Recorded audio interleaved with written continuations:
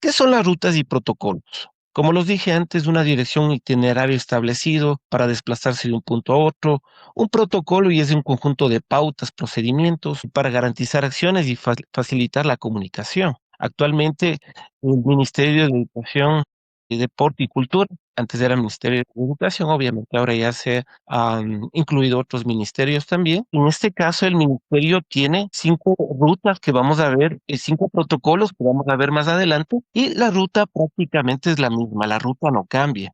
Prácticamente la ruta del Ministerio de Salud Pública, la ruta del Ministerio de Inclusión Económica y Social, la ruta del Ministerio de Educación, Cultura y Deporte, todos manejan la misma ruta, van a los mismos organismos de protección, van a la Fiscalía General del Estado, van a la Junta Metropolitana de Protección de los Derechos de los Niños, Niñas y Adolescentes, van a diferentes organismos de protección o servicios de protección, entonces eso ya está aclarado, está especificado y obviamente hay que entender que siempre que me preguntan sobre este tema, es importante mencionar que obviamente el Ministerio de Salud Pública, por ejemplo, si llega un estudiante, informa alguna situación de violencia en un consultorio, está con el psicólogo, le comenta la situación de violencia sexual, pongamos el caso que le ha ocurrido, en ese caso el funcionario del Ministerio de Salud Pública tiene que activar. La ruta es la misma ruta de todos los ministerios, lo único que varía es el protocolo. Ellos, por ejemplo, activan un código púrpura, que lo informan en este caso a la fiscalía. En nuestro caso tenemos 5 protocolos que vamos a ver más adelante. Esto es como un principio general, ¿no? Para entender y clarificar este tema. Ahora, me gusta hacerlo desde el objetivo. Este material es obviamente accesible, es público, puede acceder cualquier persona, accederlo en base a los protocolos y rutas de actuación. Actualmente hay una edición 3 y esta es la segunda edición en la que le hicieron ciertas especificaciones para brindar mayor claridad, para entender ciertos aspectos que tal vez no habían sido considerados en ediciones anteriores y aspectos que había que ajustarlos, ¿no? Al contexto moderno, a situaciones que en base a los nudos críticos se llegaron a identificar. Y dentro de este objetivo, yo lo que puedo mencionar, justo he puesto con rojo aspectos importantes, lineamientos de actuación, en los que obviamente se tiene que proceder para todas las personas que conforman la comunidad educativa. Aquí no hay excepciones. Aquí no hay esta persona, no, yo no activo, yo soy el chofer del transporte, yo soy la señora del bar, yo soy la secretaria, eso tiene que hacerlo el DS, eso tiene que hacerlo el profesor. No, todo funcionario o toda persona que ha sido autorizada para ingresar a los planteles educativos se acoge a estos protocolos. Algún momento dentro de mi experiencia, porque tuve la experiencia también de trabajar en Distrito de Educación, recuerdo que tenía un compañero del municipio que decía, yo no me voy a acoger a esos protocolos, yo tengo mis protocolos. Y es respetable en esos protocolos, pero obviamente el momento que le capacitan en rutas y protocolos, el momento que pone un pie en la institución educativa y le dan la autorización, tiene que acogerse a los protocolos del Minedec. Entonces eso debe tenerlo muy claro toda persona que ingrese a una institución educativa. Y como lo dice aquí, frente a situaciones de hechos de violencia, mediante la aplicación de acciones y directrices para trabajar en prevención, sabemos prevención quiere decir evitar que alguna situación ocurra a tiempo, como lo vimos al inicio, ¿no? En ese camino, en esa semaforización, ¿no? Que indicaba, o señalización, que indicaba que más adelante había una curva, entonces estoy previniendo, le estoy diciendo que baje la velocidad a una persona. Y desde este concepto tan simple, obviamente las instituciones, mediante talleres, charlas de información, actividades que permitan reducir los niveles de violencia, o si sucede, obviamente ya activar y proceder conforme dice la normativa.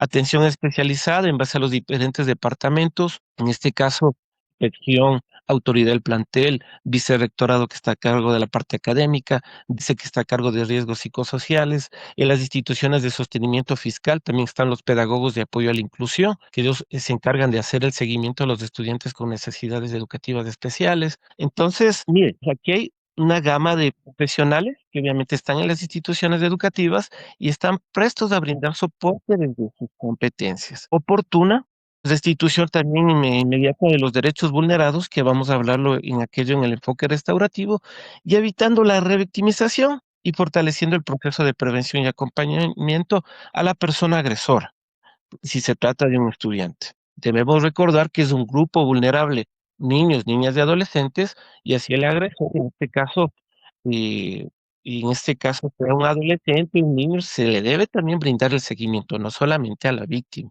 que eso obviamente nos dice también la normativa, entendiendo que puede haber un trasfondo, que este presunto agresor y tal vez en casa está siendo violentado, tal vez está sometido a algún tipo de violencia o está replicando lo que se le está sucediendo.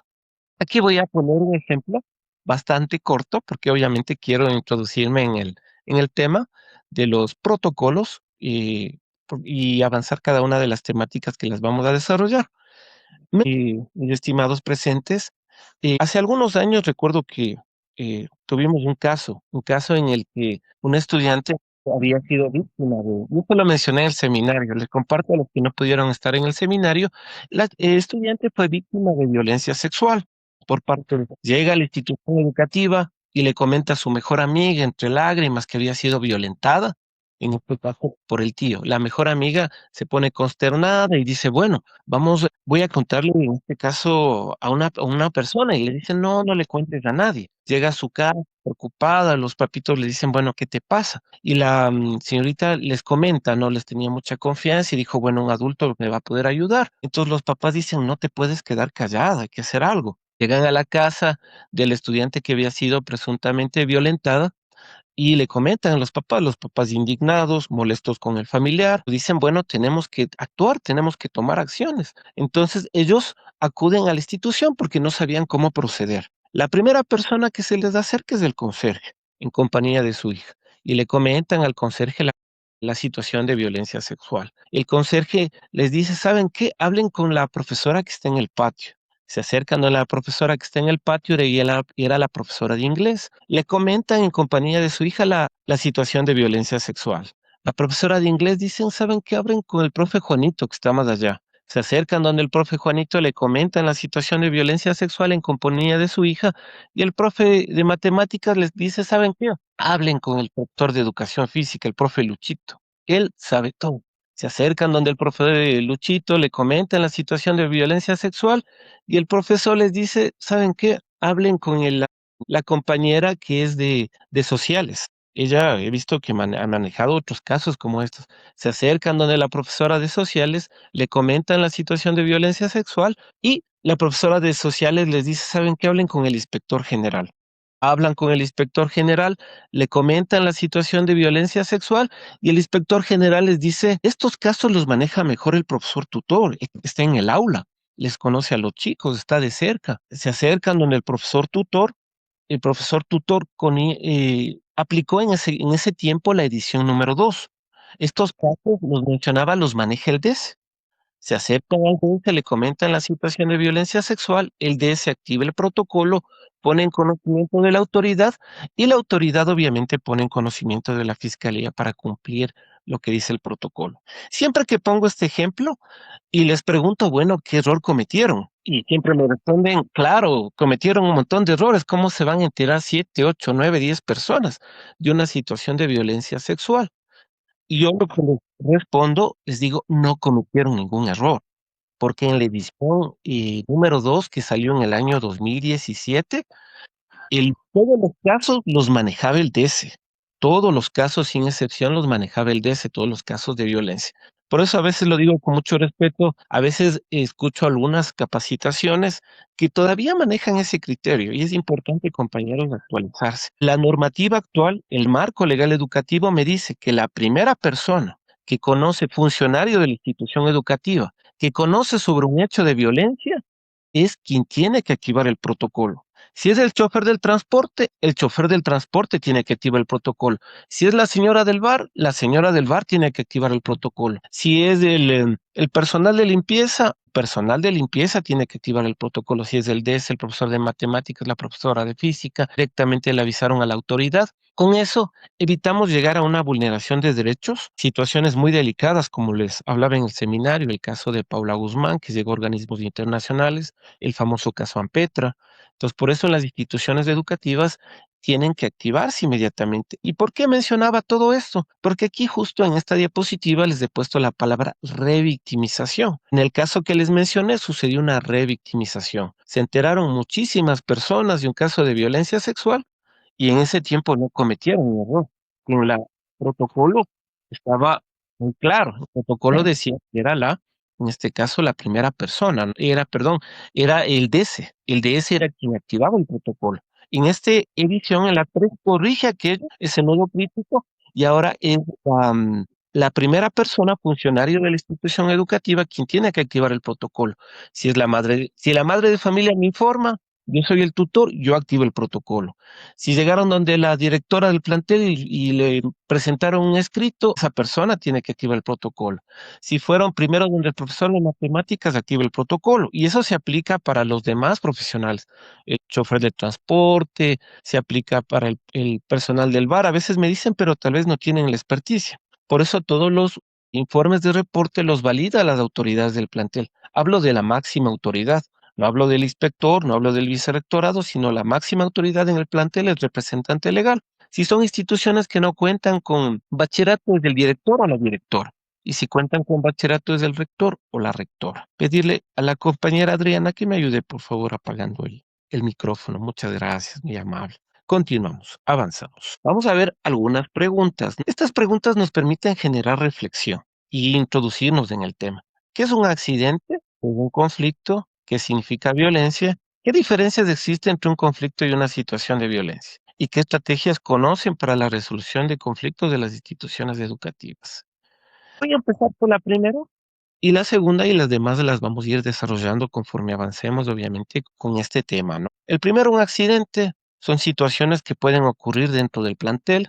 Un estudiante, pongamos, se subió a la escalera china y al subirse a la escalera china se resbaló y al caerse se fracturó la pierna. Entonces, a veces muchos padres de familia dicen, en la institución son los responsables, los culpables, no le cuidaron. Y a veces hay situaciones que obviamente se puede prevenir, pero otras situaciones a veces ya suceden que a veces producto de la interacción, niños de que están en ese proceso de desarrollo y los accidentes también suceden, pero las instituciones educativas tienen que activarse, incluso para generar una evidencia. Si sucede un accidente, hay un chat que maneja los distritos de educación, que es de gestión de riesgos, y les piden con algunas especificaciones informar. Tienen que informar lo que ha pasado. También tienen que, es como un reporte, también tienen que llamar inmediatamente al 911, tienen que llamarle a los padres de familia para que se le dé todo el apoyo requerido, en este caso a la persona que ha sucedido aquello.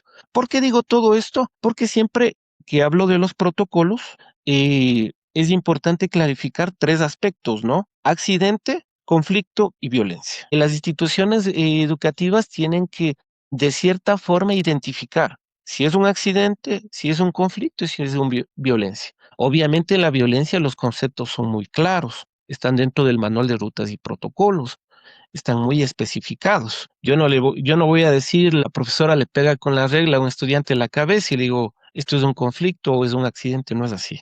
O sea, están detallados una situación de violencia y la vamos a revisar también más adelante aquello, ¿no? Y un conflicto es una situación en cambio de diferencias, de malos entendidos. Yo estoy hablando, por ejemplo, y como lo dije en el seminario, alguien tal vez no está de acuerdo. Entonces se puede generar una diferencia y necesariamente un conflicto no es precisamente algo negativo. Es algo que se puede aclarar, se puede llegar a acuerdos, se puede llegar a una negociación.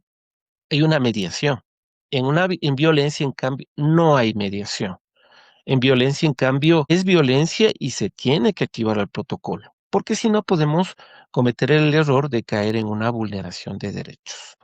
Violencia lo vamos a ver, ahí ya les doy unas pautas en relación a la diferencia entre conflicto y violencia y vamos a ver más adelante sobre los temas de resolución de conflictos. Avanzamos. Aquí tenemos algunos conceptos generales. Sobre la violencia, es un problema social y cultural, de acuerdo a lo que nos dice la Convención de Derechos del Niño en el año 1989, es el uso intencional de la fuerza, de hecho, como amenaza contra una misma, otra persona o comunidad, de acuerdo a lo que dice la Organización Mundial de la Salud. Y también es importante la violencia se origina en las relaciones de poder inequitativas y de sometimiento a la víctima. Esa diferencia de poder, el niño que está en la escuela es agredido por el adolescente que está en el colegio, hay diferencias. Un estudiante tiene alguna necesidad educativa específica y asociada a la discapacidad y viene otro estudiante y le agrede, le lastima. Entonces hay una diferencia de poder. El mismo, en este caso, profesor, obviamente y es un adulto, una autoridad del plantel, el padre o madre de familia. Entonces hay diferencias de poder y eso puede dar cabida a que se presenten situaciones de violencia, porque se somete en este caso a la víctima. Y por su naturaleza de sus actos violentos puede ser física, golpes, en este caso agresiones, maltratos con algún objeto, con las manos o con alguna parte del cuerpo.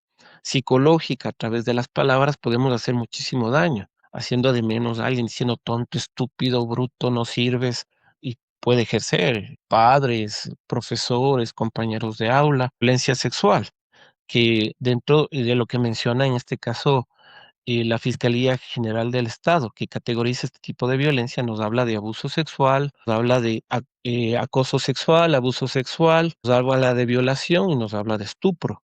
En ese caso, obviamente, cuando tienen relaciones con adolescentes, en este caso menores de 18 años y mayores de 15, de acuerdo a lo que nos dice el artículo 167 del Código Orgánico Integral Penal. Y dentro de la omisión y negligencia, en cambio, ya es situaciones en las que uno tiene que cumplir con sus competencias y no lo hace. Y si es del padre de familia, tiene sus responsabilidades de dar alimentación, vivienda, vestimenta, salud y educación. Si no cumple alguna de ellas, obviamente está cayendo en una omisión. Si el estudiante va enfermo a la institución educativa y no recibe ninguna atención médica o no le permiten acudir a los planteles educativos, se está vulnerando, en este caso, un derecho a la educación. Y el hecho de mandarle tal vez de forma inadecuada, no darle de la alimentación, entonces, y también puede suceder profesionales de educación que tienen que cumplir su rol. Yo, por ponerles un ejemplo, una profesora está a cargo de un aula y resulta que en vez de cuidar a niños pequeños, por contestar unas llamadas, sale al patio y les deja solos. Y un niño se sube a un pupitre, se cae y se rompe la cabeza. Entonces, no podría yo interpretar ahí como un accidente. ¿Por qué? ¿Por qué no podía interpretar de eso? Porque tenía que cumplir con mis responsabilidades de cuidado. Y la llamada la podría hacer en otro momento en el que no esté cuidando y sobre todo a un grupo que requiere mayor cuidado. Son los niños más pequeños, ¿no? En este caso. Puede ser en este caso de una preparatoria, ¿no? Inicial uno, inicial 2 o en este caso de primero de básica podría ser. También, también la violencia virtual, que ahora con el auge de la tecnología también se presenta violencia. Sí, María Soledad, adelante. Dani, buenas noches, ¿cómo está? Dani, existe en la violencia que puede originarse en una relación inequitativa. ¿Qué pasa cuando el estudiante tiene alguna condición y ataca, sea por cuestiones de auto regularse, ¿no? Pero puede llegar a atacar a un muchacho que está neurotípico, no necesariamente tenido en condiciones? ¿Cómo lo considera la ley? Correcto. Bueno, primero que todo hay que entender, respondiendo a la pregunta, que este estudiante debe contar con algún informe psicológico, psicopedagógico, en el que estén las respectivas recomendaciones. Porque si es un estudiante que nunca ha sido evaluado, un estudiante que tiene estas reacciones un tanto agresivas, disruptivas dentro del aula y no ha tenido algún tipo de evaluación, el primer paso es que sea derivado para que le puedan hacer, en este caso, una evaluación y saber qué le está sucediendo, qué le está pasando, si tiene alguna condición en particular y de esa forma el profesional externo, a través de la correspondiente evaluación de las recomendaciones pertinentes a la institución educativa. Ahora, si fuera de las recomendaciones pertinentes, tal vez los padres de familia no cumplen con el estudiante no está asistiendo a terapia, el estudiante tiene estas reacciones agresivas producto de que tal vez no está recibiendo algún tipo de medicación. Entonces ahí podríamos estar hablando de una negligencia por parte de los padres de familia. Y allí, obviamente, se tiene que activar el protocolo, como vamos a ver más adelante, de presunta violencia intrafamiliar, ¿no? En este caso, si llegara a suceder aquello.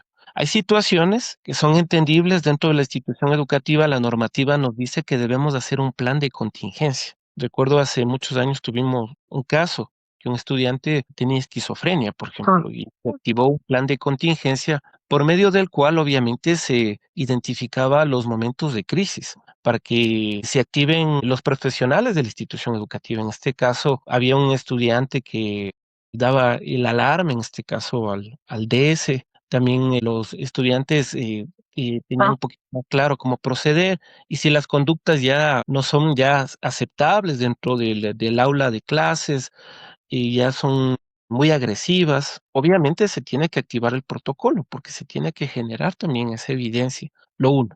Y lo otro también se puede llegar a, si vemos que la situación se agudiza, podemos conversar en este caso con el profesional externo también, para que el profesional externo certifique, recomiende tal vez actividades asincrónicas, para que durante un tiempo, hasta que mejore su condición, se trabaje mediante esa modalidad o se trabaje con una modalidad de tiempos fuera también, por medio de la cual el estudiante acuda, por ejemplo, me invento, unos 3 días a la semana en horarios determinados o se le retienen a tal hora, hasta que con el acompañamiento terapéutico necesario, el estudiante pueda ir solventando esta situación, vayan reduciéndose este tipo de conductas y no tengamos en este caso problemas con los padres de familia. Bueno, espero haber respondido esa pregunta, ¿no? Correcto. Bueno, Sí, vamos gracias. a seguir avanzando, ¿no? En honor al tiempo. Y les mencionaba en los conceptos de violencia y categorización de la violencia y la relación víctima-persona agresora. En ese caso puede ser intrafamiliar, dentro del entorno familiar,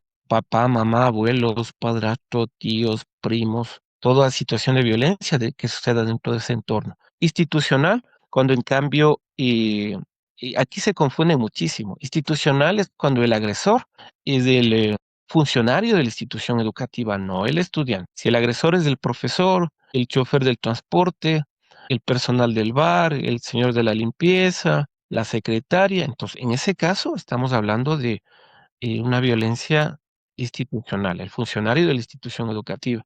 Y en este caso, una situación de violencia que puede presentar si está considerado entre los protocolos del agresor es del estudiante, le agrede con insultos o les llega a golpear, en este caso, al profesor. Y se tiene que activar el protocolo y el profesor también podría tomar acciones, ¿no? A través del, en este caso, la Fiscalía de Adolescentes Infractores, y violencia sexual y otras vulneraciones. ¿Por qué menciono estas, sobre todo las 5 primeras? Porque con estas se activan los protocolos en el MINEDEC actualmente. A través de estas y en los formatos nos pide información con respecto a cada una de ellas. Le he puesto también otras vulneraciones porque en estos últimos años han aparecido situaciones como extorsión, situaciones que tal vez que suceden dentro de la virtualidad y que también deben activarse y reportarse, en este caso, al Ministerio de Educación, Cultura y Deporte.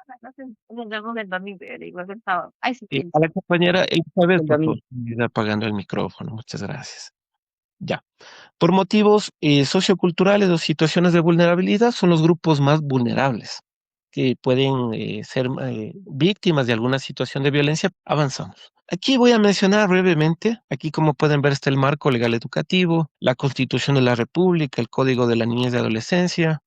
Aquí nos hablan de garantizar el derecho a la educación, que es un derecho de todas las personas, y mucho más de estos grupos vulnerables, niños, niñas y adolescentes, el interés superior de los niños y adolescentes también, que eso siempre hay que considerarlo. Alguna vez recuerdo en una capacitación, un profesor me decía, pero ¿por qué no nos defienden a nosotros si nosotros trabajamos para el Ministerio de Educación, Deporte y Cultura? Lo que no estaba considerando era precisamente lo que dice el marco legal educativo. Es un grupo protegido, en este caso, los niños, niñas y adolescentes. Sus intereses están por encima del interés del resto de las personas. Es precisamente por sus edades, porque están en ese proceso de desarrollo. Por ponerles un ejemplo, recuerdo que en un seminario nos daban un ejemplo, nos decían que un condominio estaban construyendo, en este caso, una casa comunal en un espacio. Pero se habían dado cuenta las personas de este condominio que tenían una gran cantidad de niños. Entonces, hicieron esa propuesta de construir unos juegos infantiles en lugar de la casa comunal. Y después se empezaron a reunir en las casas o buscar un espacio más pequeño para poder hacer una reunión de casa comunal, no comunitaria. En este caso, miren, han cumplido el interés superior del niño, que también es importante para que ellos gocen de ese derecho a la recreación también. Y obviamente como padres de familia, ¿no? También el Código de la Niñez y Adolescencia nos habla del interés superior de los niños, niñas y adolescentes. Nos habla que los derechos y garantías de la niñez y adolescencia son de orden público, interdependientes, indivisibles, irrenunciables, intransigibles. Bueno, bien, como ustedes pueden ver, está sustentado los protocolos en el marco legal educativo. Avanzamos. Y también está la LOI, el reglamento de la LOI, que entonces es importante revisarlas. Incluso, por ejemplo, si yo soy un profesional en educación, si yo soy en este caso, psicólogo externo, si estoy estudiando psicología, si yo en algún momento veo que alguien de mi familia o alguna persona cercana le han vulnerado un derecho, es importante revisar la normativa y saber las atribuciones que tiene cada persona, para que en ese caso obviamente existan las demandas que puedan presentarse de forma pertinente. También hay los acuerdos ministeriales y hay los manuales, lineamientos y directrices. Todo esto está dentro del marco legal educativo. Las leyes son el mecanismo institucional que reconoce, que limita y protege los derechos humanos. Avanzamos, ingresamos a este tema interesante, que son precisamente los protocolos. El protocolo actual, edición 3, maneja algunos pictogramas, como podemos ver acá. Esto facilita la comprensión, el entendimiento también del protocolo y es mucho más amigable para socializar a la comunidad educativa. Vamos a empezar con el primer ejemplo, en cambio, que les voy a mencionar es el caso 1. Luis golpea todos los días en la hora de salida en los exteriores de la escuela para pedirle dinero a otro niño. El hecho observa el chofer del transporte, como podemos ver en la imagen. Le golpean, le maltratan, entonces si es algo reiterativo y estamos hablando de una situación de, en este caso, de acoso escolar, ¿no? Entonces vamos a verle en la ruta. ¿Qué nos dice la ruta, no? Aquí está precisamente la ruta y el protocolo. La ruta, el camino, como podemos ver, las líneas, como nos dice acá, y en cambio los protocolos son las diferentes distancias y los procedimientos que en este caso tiene el MINEDEC. En este caso, lo primero es levantar un informe de reporte de hecho de violencia. ¿Quién tiene que hacerlo? El chofer de la institución educativa, porque el chofer de la institución educativa es la primera persona que observó. Como les dije, se quiere evitar la revictimización, porque si el chofer le cuenta al profesor, el profesor a otro profesor, al inspector, al DC, se enteraron 6, 7, 8 personas. Y el protocolo actual, ¿qué nos dice? No debe haber revictimización. Entonces el chofer activa el protocolo, pone en conocimiento de fiscalía todos los casos de violencia van a la Fiscalía General del Estado, sin excepción. Si es la primera instancia después de la institución educativa a la que deben llegar. Ellos lo consideran un delito o no delito, pero se debe cumplir con ese requerimiento. De allí, la autoridad educativa, como les dije antes, si cuentan con, en este caso, con bachillerato, sería el rector, rectora. Si no cuentan con bachillerato, es la máxima, ¿no? Autoridad. Si no cuentan con bachillerato, es el director o la directora. En este caso, la autoridad del plantel va con este informe de reporte y lo pone en conocimiento de la dirección distrital. No se puede hacer al espíritu de cuerpo. Es que el amiguito de Juanito que le pegaron es hijo de una amistad mía, de un vecino mío que también asiste a la institución educativa. No, no, pues las autoridades tienen que garantizar y el cumplimiento de los protocolos. No pueden hacerse por ningún concepto al espíritu de cuerpo y en la dirección distrital, en estos casos, si hablamos de violencia entre pares, hay un departamento dentro de la dirección distrital que se llama la Junta Distrital de Resolución de Conflictos, que está integrada por el director o directora distrital, el jefa o jefa de talento humano y el departamento jurídico. Ellos analizarán cada caso y procederán en base a la normativa, también para que se emitan las medidas de protección. En este aspecto también hay que aclarar algo. Es importante comprender que los niños, en este caso menores de 12 años, son inimputables, de acuerdo a lo que nos dice el Código de la Niñez y Adolescencia. Aquí las responsabilidades son de los representantes legales. Si los niños, en cambio, tienen más de 12 años, siguen siendo inimputables, pero en cambio ya son sujetos de, en este caso, medidas socioeducativas, que esto se encarga directamente la Fiscalía de Adolescentes Infractores, ¿no? Cuando los casos obviamente llegan a la Fiscalía. En este caso, la Junta Distrital de Resolución de conflictos se encargará de proceder en base a sus competencias. Y si hablamos de un adolescente, aplicará alguna acción educativa disciplinaria que podría ser una suspensión de 1 a 30 días, o si es una institución de sostenimiento fiscal, en los casos más graves, la reubicación del estudiante a otra institución educativa.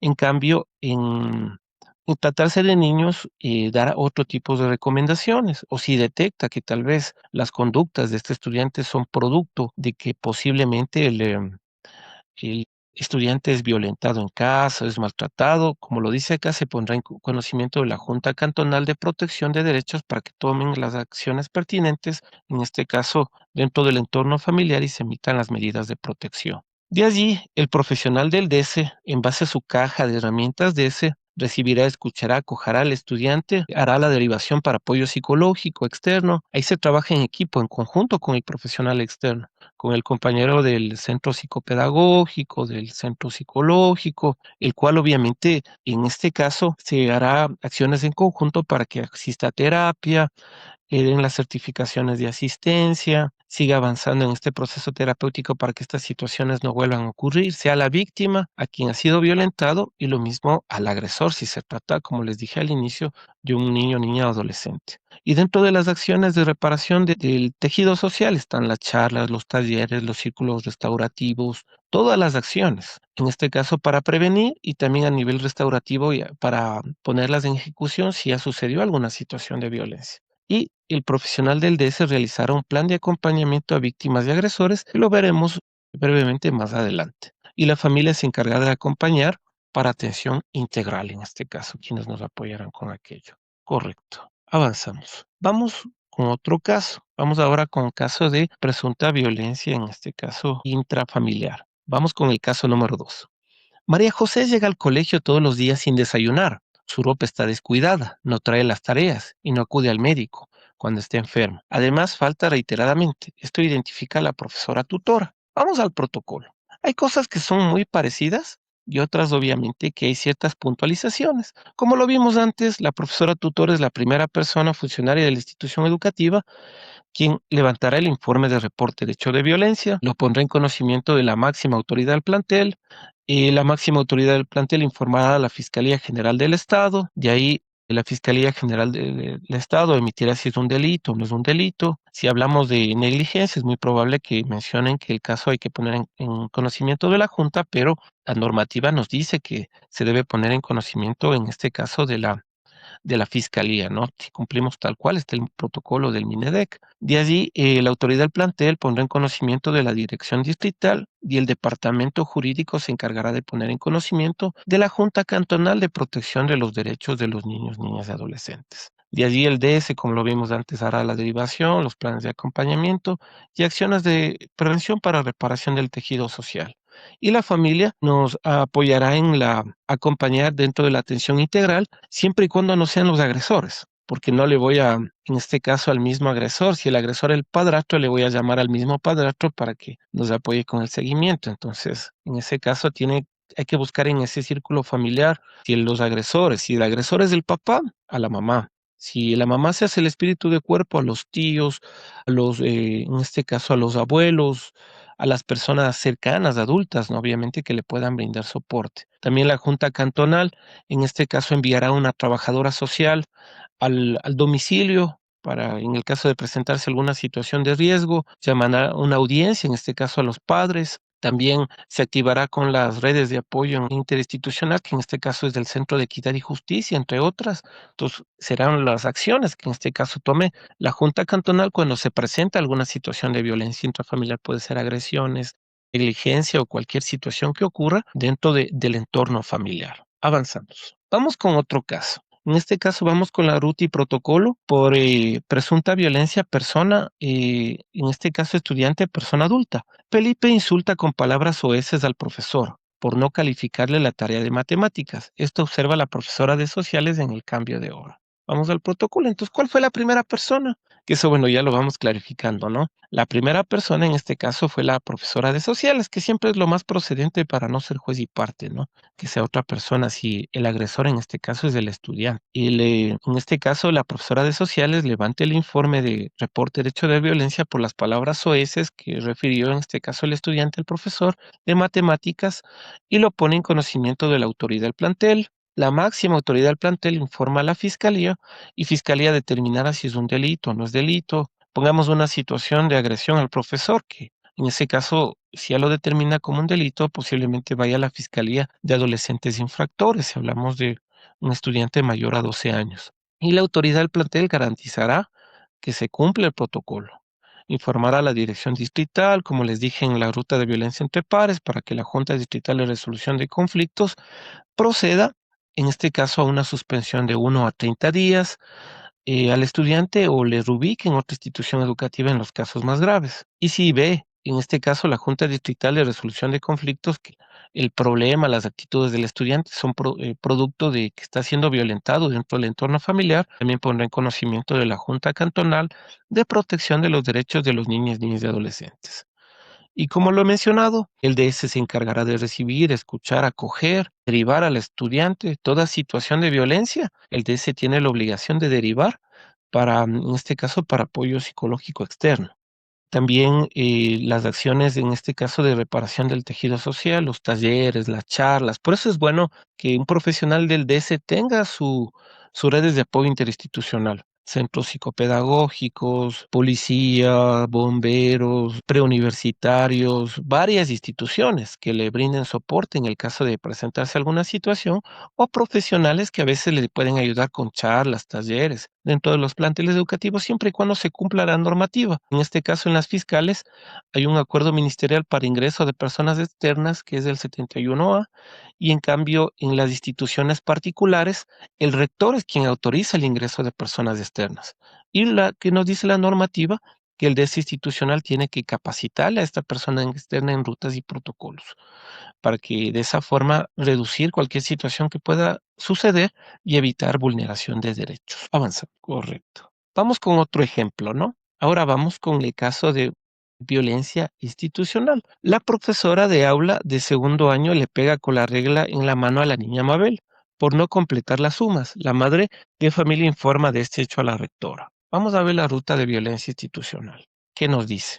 Entonces, en este caso, tiene que levantar, en este caso, el informe de reporte.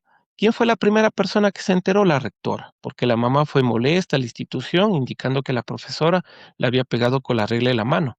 Entonces, la rectora tiene que activarse porque directamente le informaron a ella. Y eso es importante asumir también aquello, ¿no? Porque a veces delegar a otras personas, podemos caer en una revictimización o podemos caer en algún error en ese proceso. La normativa es muy clara, el primer funcionario que se entere es quien tiene que activar el protocolo. Entonces, la rectora levanta el informe de reporte de hecho de violencia, en este caso si es la máxima autoridad, directamente lo informará a Fiscalía, Fiscalía determinará si es un delito o no es delito, y de ahí lo informará la dirección distrital. De allí el caso irá a la Junta Distrital de Resolución de Conflictos, si se trata de, en este caso, de un profesor o profesora que está vinculado con alguna institución de sostenimiento fiscal del MINEDEC, le harán un sumario administrativo. Y en ese sumario harán un debido proceso para comprobar si sucedió o no sucedió esa situación de violencia. Y tomarán las acciones que están contempladas dentro del marco legal educativo si se llega a comprobar que ha sucedido, que dentro de ellas está un llamado de atención verbal, por escrito, una multa pecuniaria o en los casos más graves la destitución. También, si el caso amerita, se pondrá en conocimiento de la Junta Cantonal de Protección de los Derechos, como nos menciona acá. Si se trata de una institución municipal, se pondrá en conocimiento en este caso, de la Secretaría de Educación, Recreación y Deporte del municipio, para que haga un proceso muy parecido a las de las instituciones fiscales. Y si se trata de una institución particular, obviamente procederá la autoridad del plantel en base a lo que dice el Código del Trabajo, ¿no? En ese caso deberá hacer un debido proceso y en los casos más delicados podrá poner un visto bueno, ¿no? Conforme dice la normativa, ¿no? Entonces, para cada institución hay su procedimiento. Si hablamos de violencia, en este caso por parte de funcionarios de la institución educativa, entendiendo que son grupos vulnerables, niños, niñas y adolescentes. Y el DS, como lo mencioné antes, todos los casos de violencia derivará, hará los planes de acompañamiento, hará las acciones de prevención de reparación del tejido social y en algunos casos el distrito, el MINEDEC le solicitará un informe técnico de hecho de violencia, que eso debe también considerar para estos casos, que eso nos menciona la normativa. Y la familia acompañará para atención integral, en este caso al estudiante. Y vamos con la última ruta, que es de violencia sexual. Una estudiante de colegio es abusada sexualmente por su tío paterno, le cuenta a su mejor amiga, los padres de la mejor amiga acuden al plantel educativo e informan al conserje del plantel educativo. Es un caso que he tomado al inicio y que obviamente tomé como referencia, ¿no?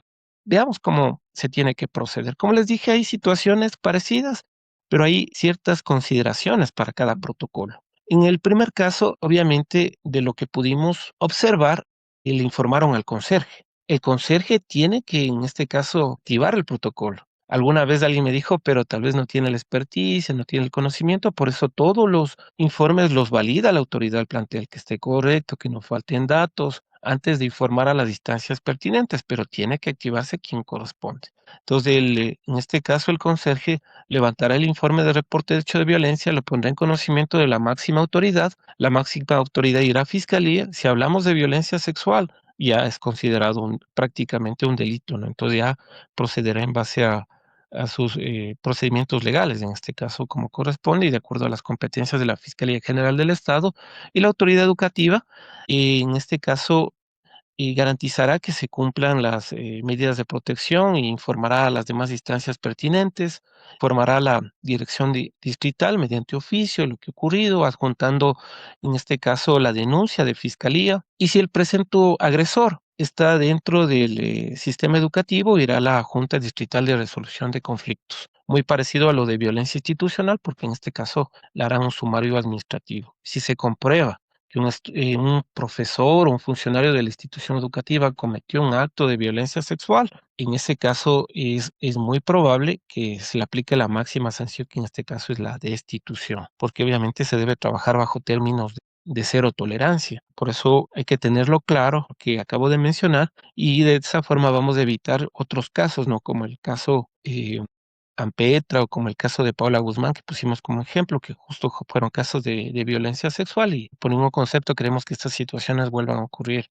en nuestro país, cuestiones tan delicadas de vulneraciones de derechos. Bueno, y si está fuera del Sistema Nacional Educativo, también hay la opción de poner en conocimiento de la Junta Cantonal de protección de en este caso, de los derechos, ¿no? Para que se emitan medidas de protección. Y el DS derivará para apoyo psicológico externo. En estos casos hay una particularidad. Todos los casos de violencia sexual van a una plataforma en el distrito que se llama Redevi.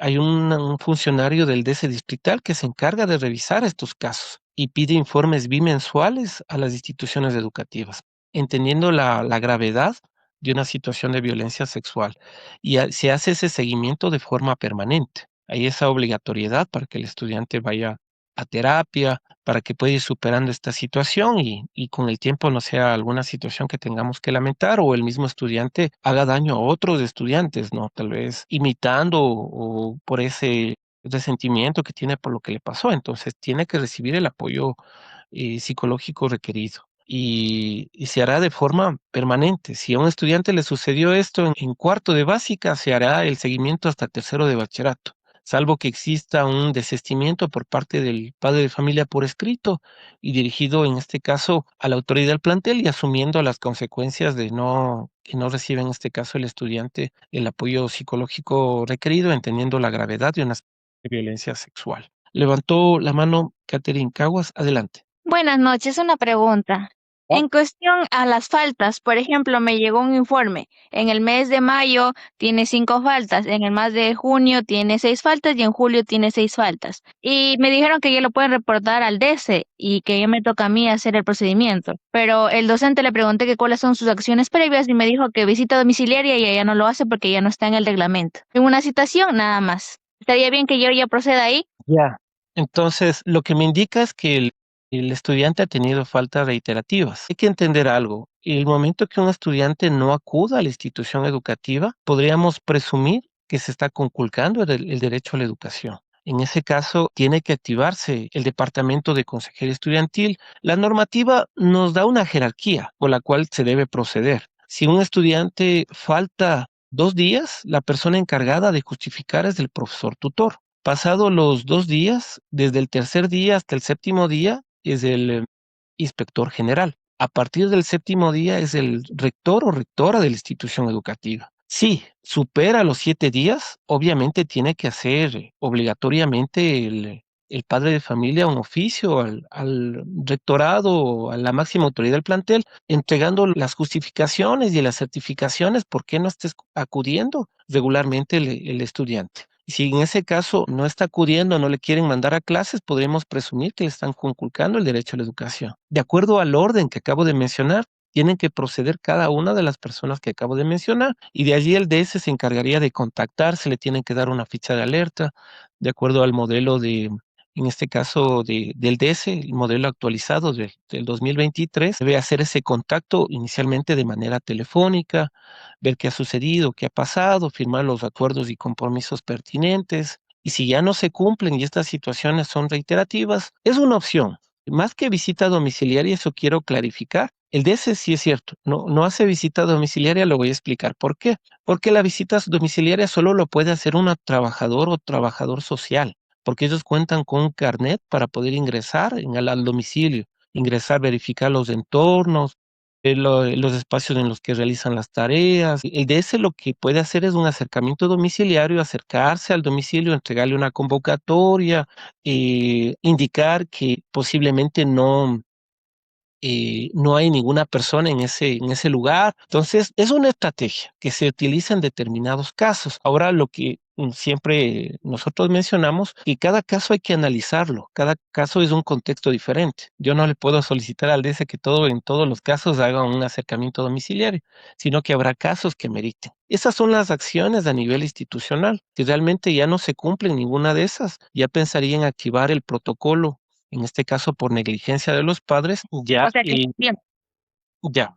Respondiendo a esa pregunta, el objetivo de hacer un acuerdo es para restituir inmediatamente el derecho a la educación. Si yo le pongo un mes es demasiado tiempo. Entonces, se supone que me dicen, me invento, ¿no? Lo que pasa es que les llevé con unos familiares a la costa y estuvo en la costa y mi hijo estuvo 2 semanas y por eso no asistió a clases. Entonces, dentro del acuerdo y compromiso es restituir inmediatamente. Y hablamos de restituir, no debería pasar más de 2 días, que es el control que llevan los profesores tutores de las instituciones educativas. Un mes es demasiado, respondiendo a la pregunta. Correcto. Bueno, avanzamos. Ya. Entonces, estábamos hablando de la protocolo de violencia sexual. Y en este caso, el DS hará la derivación para apoyo psicológico externo, hablar los planes de acompañamiento. Todos estos casos van a una plataforma llamada Redevi, que hace un control el Distrito de Educación a través del DS distrital. Se hará las acciones de prevención y reparación del tejido social y que debe estar dentro del plan de acción del DS y dentro, obviamente, del plan estratégico. Actividades preventivas, ¿no? Que se va a trabajar con la población estudiantil y con la comunidad educativa. En estos casos también habrá informes técnicos. Hay una pregunta y adelante Elizabeth Paredes dice, adelante. yo tengo una consulta. Es decir, todos los casos de violencia van a pasar primero por la situación de fiscalía y luego a dirección distrital. Perdón, sí, una llamada, disculpen. Justamente mi pregunta es esa. Todas las situaciones de violencia pasan por fiscalía y luego de eso por junta distrital. Sí, responde la pregunta. Venga, apagar el micrófono. Ok, Ya, claro, todos los casos de violencia, todos los casos sin excepción, no solo violencia sexual, todos los casos van a fiscalía. Cuando llegan a distrito van al departamento jurídico. Jurídico hace un registro de todos los casos de violencia que han ingresado. Y en este caso también lleva una matriz de los casos de violencia sexual. Y estos casos van al DS distrital. El DS distrital ingresa a una plataforma llamada Redevi para tener ese control de cuántos casos de violencia sexual hay en cada institución educativa. Y de esa forma pedir los seguimientos a cada plantel educativo para que reciban, en este caso, el apoyo psicológico requerido los estudiantes. Pero primero se debe activar el protocolo. Posterior al protocolo ya se hace el seguimiento pertinente. Eso respondiendo a la pregunta, ¿no? Las acciones de reparación, en este caso del tejido social, como lo podemos decir dentro de la normativa. Avanza. Muy bien. Eh, Me estaban alzando la mano y bueno, quisiera cerrar primero este tema de los protocolos y ahí sí ya les doy las palabras, ¿no? A quien quiera intervenir, que precisamente este espacio es para responder las inquietudes que tenga. Ahora, lo que sucede dentro de los planteles, y generalmente sucede una situación de violencia, a veces muchos compañeros de ese, pero dicen, les capacitamos todos los años, pero aún así a veces sucede algo y no sabemos cómo proceder, cómo actuar y tenemos que nuevamente revisar la normativa. Entonces aquí hay algunas directrices, ¿no? La primera es de esa escucha activa. O sea, no se necesita ninguna experticia, ¿no? Se necesita el hecho de aprender a oír, de no interrumpir cuando un estudiante me está comentando alguna situación, de darle toda mi atención, no darle una atención tal vez un tanto dispersa, ¿no? Que estoy con el celular, le escucho algunas cosas, o una atención selectiva, ¿no? Otras cosas no le escucho, darle toda mi atención, porque obviamente estamos prestos para garantizar los derechos, todos los funcionarios que trabajamos en las instituciones educativas, lo mismo los profesionales externos también, que también nos pueden ayudar muchísimo. El apoyo y contención emocional, que no se requiere una experticia psicológica, sino es el hecho de escucharle, acompañarle, decirle que no está solo, que va a recibir ese apoyo, déjale que se exprese, porque en algunos momentos, como lo dice acá, favorecer espacios de expresión y reconocimiento emocional, querrá llorar, le dará iras, que eso es parte de esa expresión, de tal vez poder desahogarse, descargarse lo que le ha sucedido, explicar claramente al niño la situación de vulneración de derechos, porque tal vez lo ignora. Niñas que dicen, por ejemplo, es que mi tío estaba jugando conmigo al papá y a la mamá y nos bañamos desnudos, mi tío es muy bueno, es cariñoso y ignora que le están vulnerando sus derechos. El derecho a la confidencialidad, si activo el protocolo, no le puedo estar contando a otro profesor, a otra persona, saber guardar esa confidencialidad, porque los organismos de protección ya procederán en base a sus competencias, ¿no? Entonces debo tener mucho cuidado y manejar ese término, tenerlo siempre presente y saberlo cómo manejar también. Preguntar al niño el nombre del contacto familiar a quien se puede informar, siempre y cuando no sea el agresor. Actuar acorde al género, orientación sexual, capacidad de evaluar posibles riesgos. Si le llamo, si él me dice que el padrastro le pega con un tubo todas las noches o le baña en agua fría con ortiga, no le voy a llamar al mismo padrastro, ¿no? Entonces tengo que valorar el riesgo y saber a quién dirigirme y ubicar a instancias externas del sistema de protección, las que mencionamos, Fiscalía General del Estado, Junta Metropolitana de Protección de los Derechos de los Niños, Niñas y Adolescentes y el MINEDEC, entre las principales, ¿no? Y ratificar que el DS y el tutor estarán disponibles para acompañar en este caso al estudiante, ¿no? Porque son los que están más cerca, los que están en permanente contacto, en este caso con los educandos. Correcto. Antes de pasar al tema del enfoque restaurativo, tenían unas preguntas. Entonces, estaban alzando las manitos ahí. A ver. Y Elizabeth Paredes, no sé si tenía alguna otra pregunta o se quedó la manito alzada. Y la compañera María Soledad Romero. Sí, muchas gracias. Muchas gracias, Elizabeth. Había hecho la pregunta que yo también te quería hacer. Sí me parece un poquito como comentario, un poquito difícil para Fiscalía abordar todos los temas que a veces son todas las cosas de violencia y como usted mismo nos indica que en ocasiones dirá que procede y en otras ocasiones no. ¿Cuánto tiempo esperaremos para que esto se dé? Imagínense, mientras tanto estamos con la situación ahí. El otro asunto que quería preguntar es lo que usted nos indica, nos dice que la máxima acción que podemos hacer a nivel de instituciones particulares es la separación, obviamente el visto bueno hacia el agresor. Y debemos decir que si nosotros procedemos haciendo la ruta, el protocolo, realmente a veces no es mi culpa tener un personal de la institución que haya fallado en este lado. Sin embargo, el poder mediático es terrible. ¿O qué paralelo a eso se va a hacer? Porque estamos hablando de una persona que está violentando a un menor de edad. Gracias. En este caso, si es una situación flagrante, yo sugiero irse a la patria de la Fiscalía, que van a actuar mucho más rápido en el caso de presentarse alguna situación y quiera que Fiscalía actúe en un tiempo mucho más ágil. También hay la Policía Judicial. Entonces, la idea mía es darles otras opciones. Hace algún tiempo atrás no los estaban receptando, pero ahora Junta Metropolitana está receptando casos sobre todo de negligencia, los está receptando directamente la Junta Metropolitana. De allí, hablando de cuestiones de separación, bueno, ahora lo que observo que están solicitando mucho son las medidas de protección, tal vez un cambio de paralelo, entonces buscar algunas estrategias antes que la situación se agudice más. Lo que siempre les invitaré a todos es que, sobre todo a las instituciones educativas, activar el protocolo. Si bien es cierto, siempre manejan términos como, pero la institución educativa no ha hecho nada, que eso lo van a mencionar siempre. Famosamente, muchos padres de familia no tienen acceso a las planificaciones, en este caso a los talleres, a las charlas, a las derivaciones que se hace, incluso porque se maneja términos de confidencialidad. Yo no le puedo decir al padre de familia, vea, me reuní con el padre del presunto agresor, firmamos una carta de compromiso, en este caso, el estudiante está asistiendo a una derivación y está asistiendo a psicología o está tomando tal medicación porque podría yo romper la confidencialidad.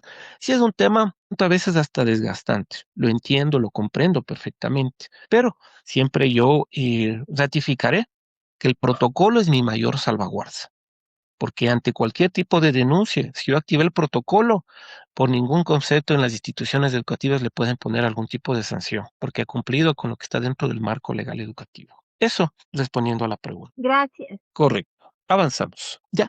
Ahora justamente vamos a ingresar a lo que es el enfoque restaurativo. La idea, como les dije, dentro de la capacitación, la temática es rutas y protocolos de violencia en este caso, en el sistema educativo desde el enfoque restaurativo.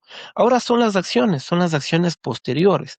Es importante conocerlas, comprenderlas, entenderlas también para poder yo activarme. Esto restaurativo va a permitir generar acciones. Cuando me pregunten, bueno, ¿y ustedes qué hicieron?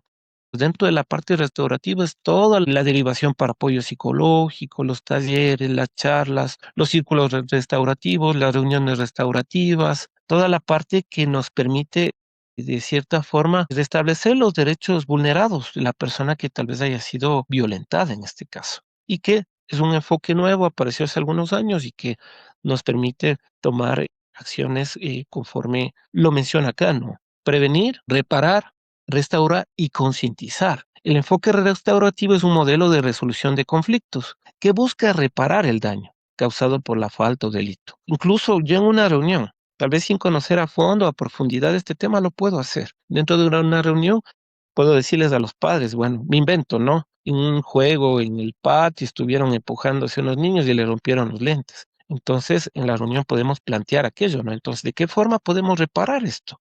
Entonces, tal vez el papá diga, bueno, yo me haré cargo de los lentes, por ejemplo. Entonces, es simple, un ejemplo simple, ¿no? Y devuelve el protagonismo a la víctima. Este enfoque salió desde los años 80 y 90 y obviamente ha tenido bastante auge en todo este tiempo, a partir del año 2000, se consolidó en base a teorías formales, a base de académicos del trabajo de Howard, conocido como el padre de la justicia restaurativa, que redefinió el delito como violación de las relaciones interpersonales y no solo como una infracción en las leyes de Estado que se buscaba desde el enfoque punitivo. Tienen que castigarle, tienen que sancionarle, tienen que expulsarle, sino obviamente buscamos otra forma de buscar una solución, ¿no? Y se ha expandido globalmente, también se ha incluido en ciertos aspectos del sistema penal actualmente también en el Ecuador y se puede trabajar en las instituciones educativas, en ámbitos comunitarios, familiares y escolares para manejar acoso o mejorar la convivencia. Avanzamos. Correcto. Aquí tenemos algunos aspectos importantes, entre ellos vamos a detallar los círculos restaurativos y pueden ser para crear comunidad, que lo vamos a ver más adelante, pueden ser proactivos, pueden ser preventivos y pueden ser reactivos. Sí se requiere cierta preparación para poder hacerlo, ya que empaparse, revisar normativas, hay mucho material en referencia a los círculos restaurativos. Es uno de los recursos más interesantes, podría decirlo, y que podemos conectar directamente con la población estudiantil. Lo pueden hacer el DS, docentes. Esto, si se llega a conocerlo, con que lo haga una vez, las siguientes ocasiones que pueda hacer un círculo restaurativo, si recibo el acompañamiento de alguien que tenga esta experticia, puedo hacerlo en muchas otras ocasiones porque no es algo tan complejo. El momento que se conozca y se profundice al tema, pero el momento que yo conozca, ¿no? Entonces, se sugiere hacerlo al DS, También se puede socializar, en este caso a los docentes también para que pongan en práctica. Podrían hacerlo al inicio del año, podría hacerse al inicio del año para limar asperezas entre los estudiantes, o puede hacerse cuando hay un cambio, ¿no? Ese paso de la pubertad, y de la niñez a la pubertad, a la adolescencia. Y muchos chicos requieren tal vez un círculo restaurativo para expresar sus emociones. Posiblemente cuando ellos, por ejemplo, están terminando un séptimo año, que tal vez se van a otros colegios, entonces pueden hacer un círculo restaurativo para despedirse, limar asperezas, solventar tal vez alguna situación que tuvieron dentro de esa etapa, ¿no? Escolar. Entonces, lo mismo los chicos que están en tercero, ¿no? El otro es en este caso, las reuniones restaurativas, que en este caso sí se sugiere al DESE, es para trabajar con estudiantes y padres de familia, que sí les vamos a dar también unas pastillitas de este tema, que permite trabajar desde este enfoque, y la reunión de resolución de conflictos, que yo puedo llamar a una reunión de resolución de conflictos. En esta reunión puedo trabajar desde el enfoque restaurativo para reparar los daños, y ya lo hemos hecho, sino que y podría pensar que hay ciertos parámetros nuevos que los puedo incluir. Porque el momento que he tenido una reunión y le decimos, bueno, Juan, discúlpate con el Luis, entonces, y se dan la mano, ya estamos realizando una acción de resolución de conflictos. Podemos profundizar mucho más, ¿no? Incluso para que esta situación no suceda, que la próxima semana vuelven a encontrarse Juan y Luis y vuelven a agredirse, a tratarse mal o a faltarse el respeto, y tal vez faltó algo más dentro de esa reunión de resolución de conflictos. Y obviamente el objetivo de cada una de estas es siempre llegar a acuerdos y compromisos.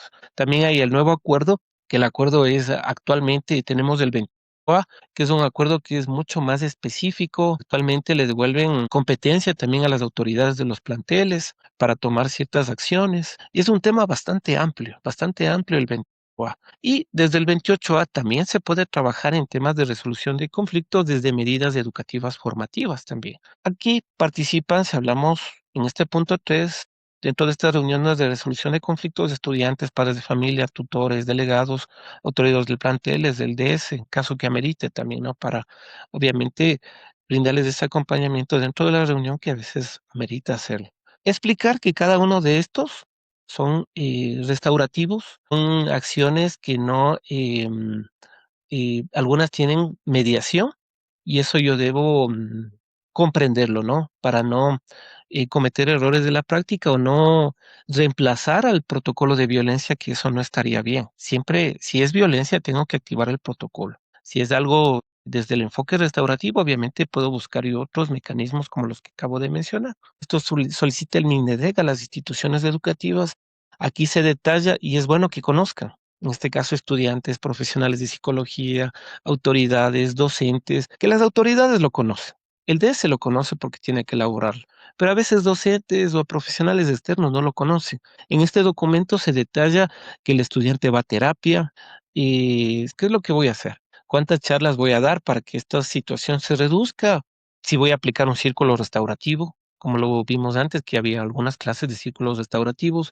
Entonces, como pueden observar, el plan de acompañamiento es de esa planificación y otras que van dentro de este plan. Para ir el programa Educando en la comunidad educativa, se involucra en este caso a los padres de familia para que participen activamente, procesos también de orientación vocacional, talleres y charlas, escuela para padres, y varios, en este caso, mecanismos que me permiten trabajar desde la parte preventiva y restaurativa dentro de los planteles educativos, que precisamente nos brindan ese soporte. Los planes de acompañamiento y restitución de derecho, que siempre tiene que hacerlo el DS, en este caso es competencia del DS, pero obviamente la actividad va dirigida a la población estudiantil y a la comunidad educativa, que se debe realizarlo en fechas específicas. Entonces, en caso de compañeros que cuenten con su consultorio, ustedes, en el momento que hagan ese acercamiento al DS, y mencionarles que ustedes quieren ser parte de ese plan de acompañamiento, posiblemente dando una charla, un taller, en base a las situaciones que se ha presentado.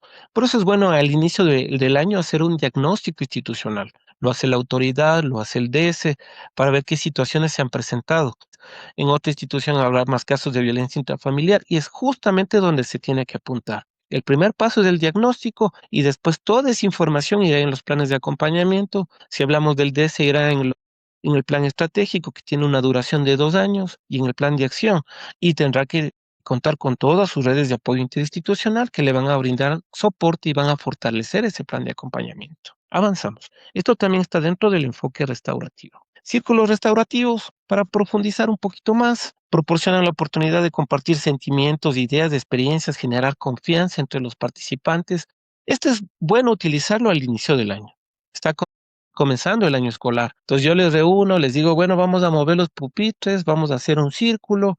La clave de los círculos restaurativos son las preguntas. Bien, pues entonces no deben ser muy extensos, deben contar con una dinámica, con una presentación, con una, en este caso, bienvenida, con un objeto por medio del cual se respete el turno de hablar y se inicia expresando las emociones, dedicándoles sobre las diferentes emociones del miedo, la ira, en este caso la tristeza, la alegría. Entonces, vamos identificándonos alguna actividad de relajación y de ahí obviamente planteo las preguntas. Entonces, este es para generar comunidad. Entonces, ¿cómo te llamas? ¿Cómo estás? ¿Cómo que hiciste en las vacaciones? ¿Qué es tu expectativa para este año escolar? Entonces, miren, entonces en ese caso estoy vinculando a comunidad. Incluso esto puedo hacer también con los compañeros docentes dentro de alguna actividad, pero vamos a otro, el proactivo. Nos ayudan a conversar, a analizar diferentes temáticas. Se pueden utilizar desde la parte académica también, porque no solo nos enfoquemos en aspectos de contención o de descarga. Yo voy a dar mi clase de sociales, voy a romper los esquemas. Hoy día voy a hacer un círculo restaurativo, les voy a enseñar sobre el Ecuador y sus diferentes provincias, pero como un preámbulo voy a hacer un círculo restaurativo. Entonces les voy a preguntar a los chicos, bueno, en qué provincia ellos han nacido, qué ciudad, cuál es su comida típica, cuál es la fiesta que más les gusta. Entonces, miren, varios aspectos, ¿no? Que se los puede desarrollar dentro de un círculo restaurativo proactivo, dentro de una planificación y me puede servir muchísimo la parte pedagógica. Vamos a otro. Este es el preventivo, en cambio. En cambio, aquí si hice un diagnóstico institucional, voy a hacer un círculo restaurativo enfocado en la parte, una situación de violencia entre pares. Ojo, si trabajo temas de violencia en los círculos restaurativos, yo debo tener mucho cuidado. No voy a poner en una pregunta, bueno, ¿quién le pegó a Juanito? No, en un círculo restaurativo es un círculo,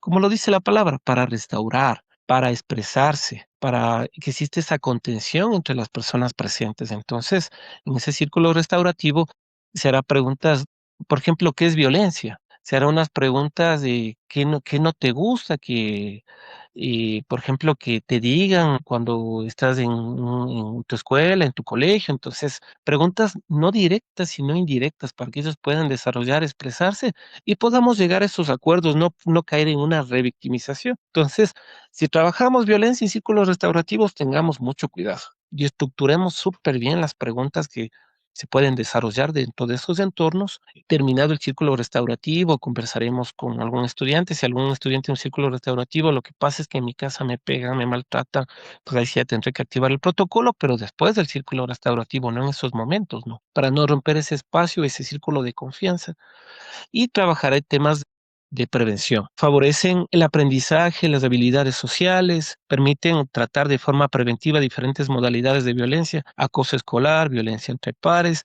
Yo evito temas sexuales.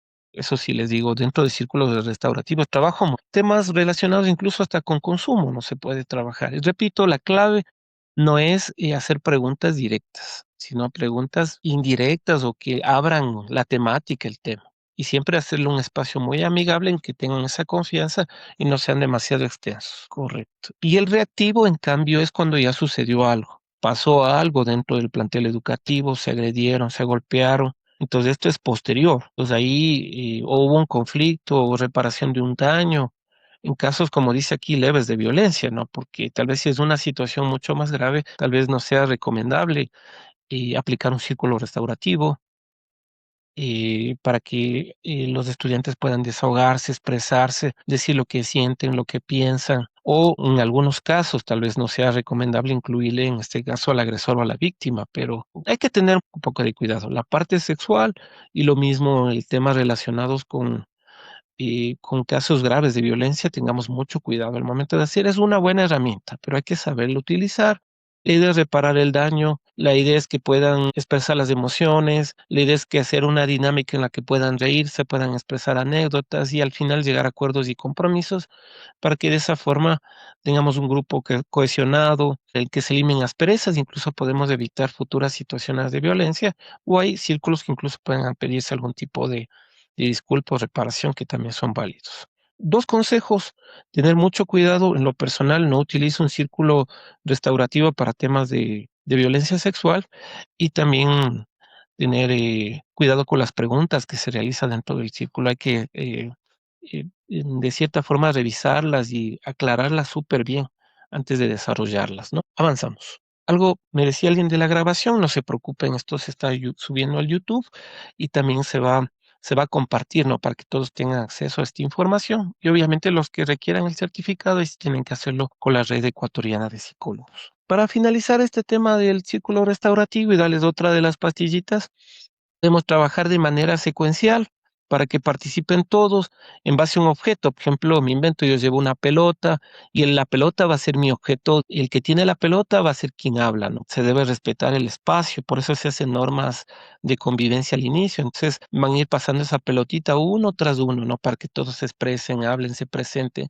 cuál es mi comida favorita, mi color favorito. Por eso debe ser un espacio súper amigable el círculo restaurativo. No debe ser algo que no se sientan cómodos, tienen que sentirse muy cómodos del momento de realizar y podemos hacerlo de forma secuencial o no secuencial si tal vez los tiempos no me dan para que participen algunos estudiantes o personas que sean parte de un círculo restaurativo, ¿no? Que es una muy buena herramienta, ¿no? Avanzamos. Reuniones restaurativas. El tema de reuniones restaurativas también nos permite entender otros aspectos del enfoque restaurativo. También la reunión restaurativa maneja en este caso, el enfoque restaurativo. La principal diferencia es que trabaja casos menores, casos de conflicto. Es una buena herramienta que la puede utilizar, en este caso el DS. También la pueden utilizar en inspección, los departamentos de inspección. Aquí no estamos hablando, si hablamos de conflicto, cuando hablamos de conflicto no nos referimos a agresor o víctima, sino nos referimos a ofensor y ofendido.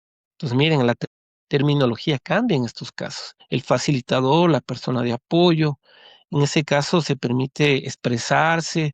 Yo ya tengo mis preguntas. Por ejemplo, uno de los secretos de las reuniones restaurativas y las personas que están dentro de esta reunión deben ignorar que yo tengo mis preguntas, sino que yo dentro de la reunión planteo estas preguntas para llegar a acuerdos y compromisos, para solucionar el problema.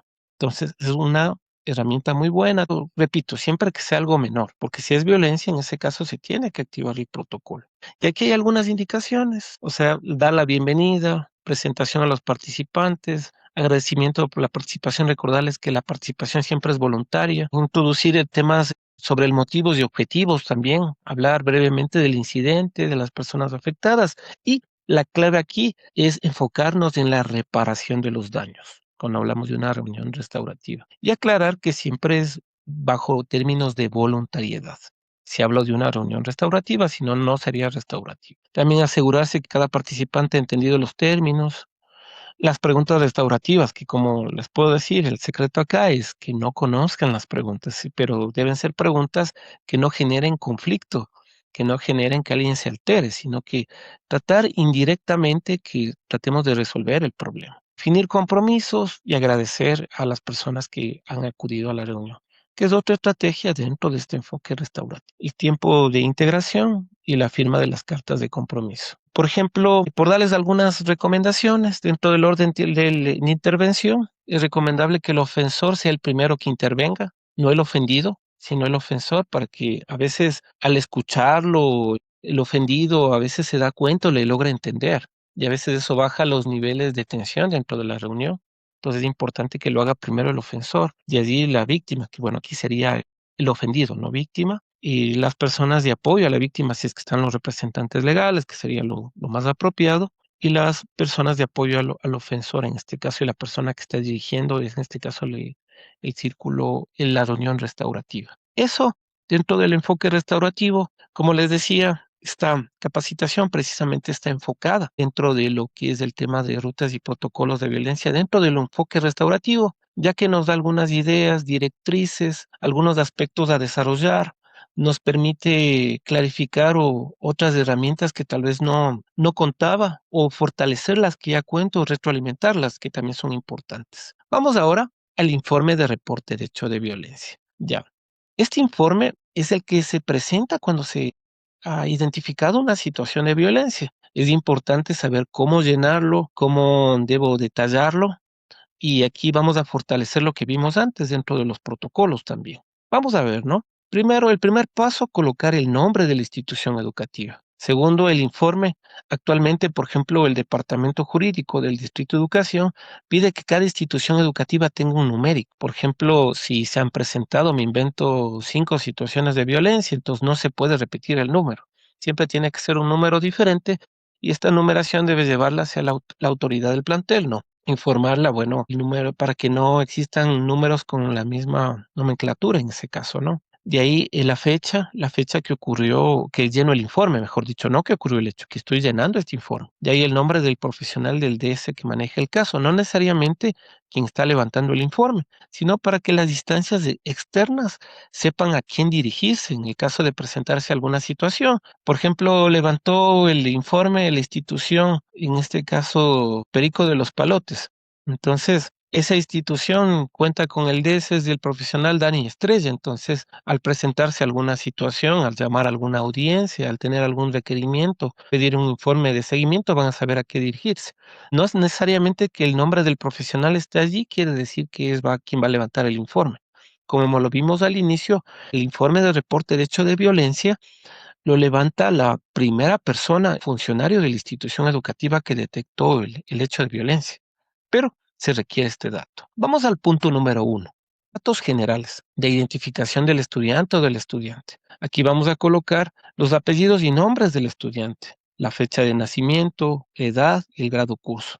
Algunos siempre me preguntan, pero Dani, ¿qué pasa si en cambio es una persona externa, es del pasante, es del chofer del transporte, es una persona que justo dio una capacitación y un estudiante se acercó, le brindó confianza y le contó la situación de violencia? Entonces, la institución, como lo va a presentar la autoridad del plantel, tiene que darle toda la información pertinente en el informe para que pueda llenarlo y pueda entregarlo, en este caso, a la autoridad del plantel, ya que obviamente el momento que yo levanto un informe, estoy evitando que suceda una vulneración de derechos. En el punto número 2, datos generales de la madre, padre y representante legal. En este caso, los nombres y apellidos del representante legal. Siempre recomiendo que no sea el agresor, porque a veces se coloca al agresor y a veces de las distancias le llaman al agresor.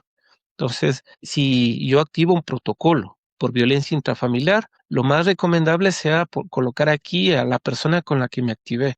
Si el agresor fue el papá y me contacté con la mamá para activar el protocolo, le coloco los nombres de la mamá. Así el papá es el representante legal, porque si no se van a contactar con el agresor y eso puede entorpecer el proceso o se puede caer en algún proceso de activación de protocolos, y el objetivo es precautelar el bienestar y la integridad, en este caso de los niños, niñas y adolescentes. Vínculo entre la persona agresora y el estudiante, dirección del domicilio, porque en algunos casos puede ser que si llega a la Junta Metropolitana les vaya a visitar una trabajadora social y requieren esa información. El teléfono del contacto, en algunos casos también se sugiere poner el número de cédula, que, por ejemplo, el momento de yo colocar el número de cédula facilita mucho los trámites de los organismos de protección. De ahí datos sobre la presunta situación de violencia, la fecha, esto es clave. Siempre que activemos un protocolo, a pesar que la activación de protocolo es un conversatorio que yo estoy haciendo en este caso con el estudiante, no es una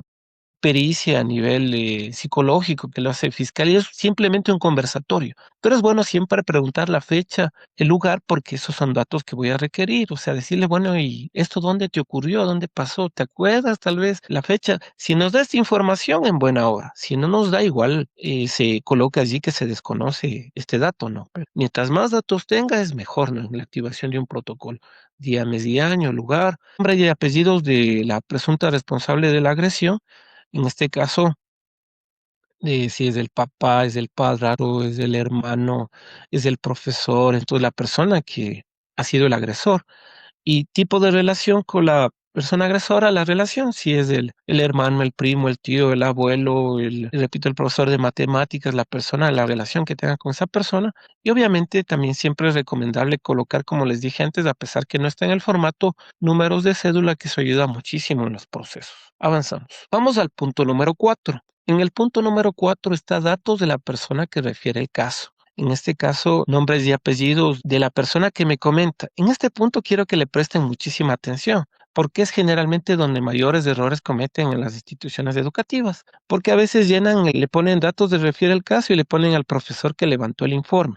Y no es, en muchos casos no es así, no en todos. ¿Por qué razón? Porque la persona que refirió el informe es quien me contó. Si me contó el papá va a ir. Si me contó la mamá va a ir allí. Si me contó tal vez el compañerito del aula, el compañero del aula va a ir allí. Si me contó el estudiante va a ir ahí. Datos de quién. ¿Cuándo pongo mi nombre? Cuando yo presencié. Por ejemplo, un profesor estaba en el patio, se pegaron dos estudiantes en el recreo, en el patio central. Entonces yo estoy presenciando. Entonces, ¿quién refiere? Ahí sí soy yo porque observé. Pero cuando me cuentan, es la persona a la que me cuentan la que debe ir en el punto número 4. Correcto. Vamos, y ahí se colocan nombres y apellidos, cédulas y cargo. Miren, aquí se piden la cédula, por eso veo muy recomendable ubicarle también en los otros campos, ¿no? Y el 5, tipo de violencia identificada. Por eso era importante clarificar los tipos de violencia al inicio. Si fue física, golpes, agresiones, patadas o con algún objeto o con alguna parte del cuerpo.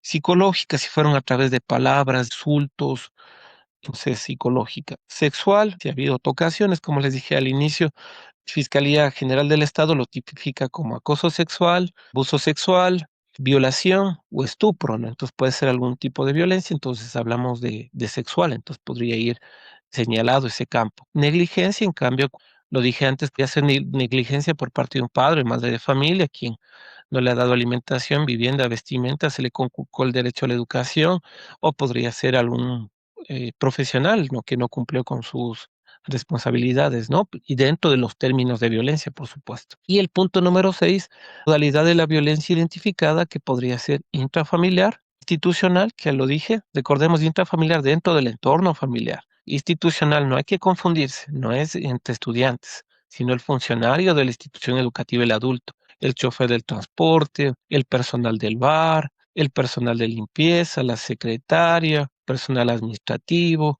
profesores, docentes, autoridades. Si alguna persona, funcionario de la institución educativa, ejerce violencia en contra de un estudiante, estamos hablando de institucional. Acoso escolar, aquí también hay que tener mucho cuidado, porque aquí generalmente se equivocan bastante. Y a veces utilizamos mal el término bullying, ¿no? A veces decimos es que le hacen bullying a mi hijo o a mi hija, y a veces no comprendemos la gravedad que es el bullying, es el acoso escolar, ¿no? Debe ser algo reiterativo, sistemático, todos los días le pegan, todos los días me maltratan, entonces ahí podemos hablar, ya se genera alguna afectación a nivel emocional. Entonces ahí estamos hablando de acoso escolar. Entonces en esos casos señalamos el casillero de acoso si va con ese tipo de observaciones. Si no va con ese tipo de observaciones, en donde dice otras, le pondría ahí presunta violencia entre pares y puedo utilizar el término de presunto. Porque el momento que levanto estos informes, no estoy haciendo un juicio de valor, es una alerta que estoy poniendo en conocimiento de los organismos de protección. Los organismos de protección, ellos se encargarán de determinar si sucedió o no sucedió el hecho, el presunto hecho. Y violencia estudiante-persona adulta, cuando en este caso el estudiante es quien ha agredido al funcionario de la institución educativa, le pegó al profesor, le insultó. Entonces estamos hablando de que el agresor es el estudiante, ¿no? Y en otras puede ir violencia digital, puede ir extorsiones y otro tipo de vulneraciones de derechos, no puede ir en ese espacio que nos da la apertura para tal vez alguna que no encaje en los tipos de violencia que hemos revisado. Avanzamos. Ahora el punto número 7. Este punto número 7 es clave. A este quiero que le presten muchísima atención. Y en el caso de profesional externo, es bueno conocer, es bueno entender todos este tipo de formatos también, porque a través de estos formatos se activa el protocolo. En el punto número 7, y hablaba del resumen del presunto hecho de violencia cometido o detectado. Aquí es del conversatorio que se ha tenido con el estudiante. Y a veces repiten la persona refiere, y en lugar de la persona refiere es recomendable poner con fecha miércoles 19 de agosto del 2022, aproximadamente a las 12, la señora NN, representante del niño N, refiere lo siguiente: el día jueves 23 de tal fecha, el estudiante Luis Pérez le pegó a mi hijo con el palo de escoba en la cabeza y le produjo un daño a la altura de la oreja. Entonces, miren, entonces, y siempre la sugerencia es que se coloque aquí con letra cursiva y entre comillas todo lo que se está informando, la situación de violencia, porque si es violencia, como lo dije antes, no hay ningún tipo de mediación. Entonces debe haber claridad, debe entenderse en este caso lo que se menciona aquí, y de esta forma se activa el protocolo. Justo el otro día escuchaba de un caso, por ejemplo, y eso es importante informar a los padres de familia, porque a veces no lo conocen, no lo entienden o piensan que la institución educativa, todo es responsabilidad de las instituciones educativas. Y escuchaba un caso que la mamá estaba esperando que actúe la institución. Quien primero tiene que actuar siempre son los padres de familia, porque es mi hijo o mi hija. Obviamente, si un funcionario de la institución educativa se enteró del caso, tiene que activarse el protocolo. Pero en cambio, si yo como papá me enteré de la situación, yo mismo voy a poner en conocimiento de las instancias, no voy a esperar que lo haga la institución porque es mi hijo o mi hija. No quiero que le vuelvan a vulnerar un derecho, le vuelvan a hacer daño, le vuelvan a lastimar. Y con ese mismo documento de delito, la misma fiscalía va a decir, entrégale esto en la institución educativa para que procedan en base a los protocolos. Y allí, obviamente, si ya van a las instituciones, actuar lo más pronto, no esperar que pase una semana, unos días, y la situación se va dilatando y después puede terminar, como lo decía obviamente la compañera que intervino, en una situación hasta mediática, pensando que no se hizo nada y tal vez el error no fue comunicar a tiempo, informar. Porque algo que se ha pedido en los tiempos actuales es el diálogo, la comunicación, el informar, el proceder.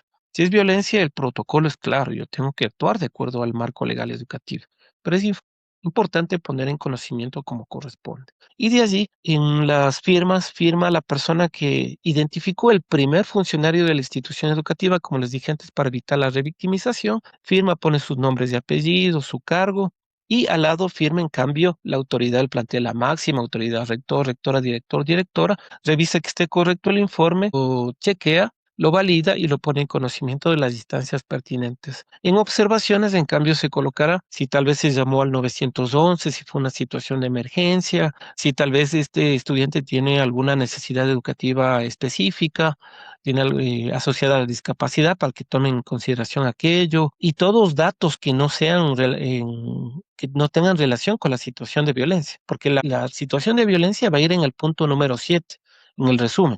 Pero en cambio, en observaciones van a ir otras situaciones que yo también quiero incluir y quiero dejar tal vez ese precedente, o si alguien no activó el protocolo, no activó el profesor, no lo quiso hacer, entonces irá en observaciones. Aquello, y activará, en este caso, la siguiente persona que se enteró, ¿no? Sea la autoridad del plantel, el DS u otro profesor, ¿no? Entonces, porque cuando hagan algún proceso en alguno de los organismos de protección, el estudiante o la víctima va a mencionar, le conté a tal persona. Entonces, tiene que estar detallado todo lo que corresponde a la situación que se identificó y que se activó conforme nos dicen las rutas y protocolos vigentes, ¿no? Y también el artículo 422 del Código Orgánico Integral Penal nos dice que es una obligatoriedad denunciar. No podemos quedarnos callados ante una situación de violencia.